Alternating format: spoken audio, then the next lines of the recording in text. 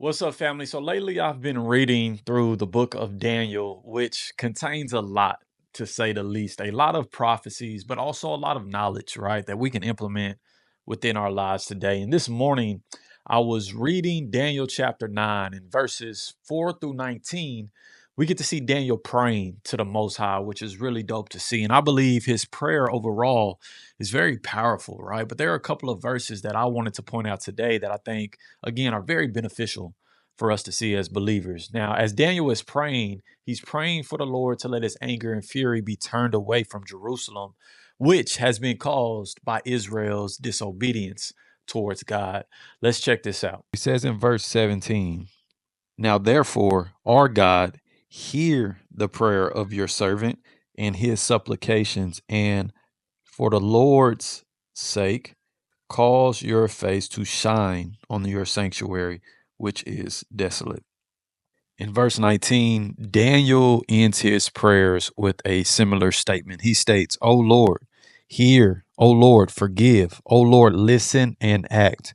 Do not delay for your own sake.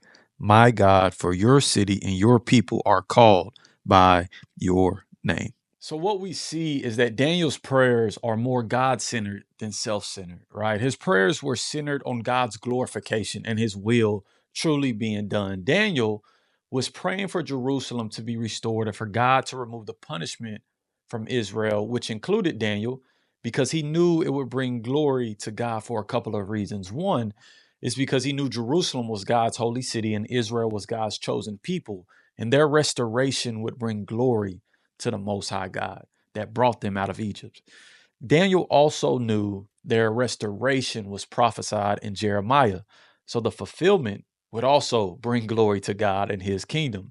So this was a great reminder for me today to always check my prayers truly and to ensure that I'm not just asking our Father for something that is just to benefit me, but rather is something that is going to increase the impact of the kingdom and bring glory to his name, man. And it can be tough, right? As we like to lie to ourselves. And so it can take some time, so quiet time to reach that sincerity in our hearts.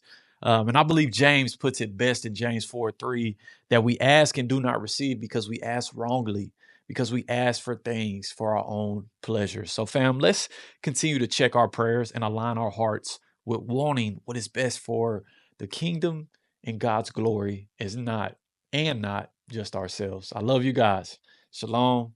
Peace.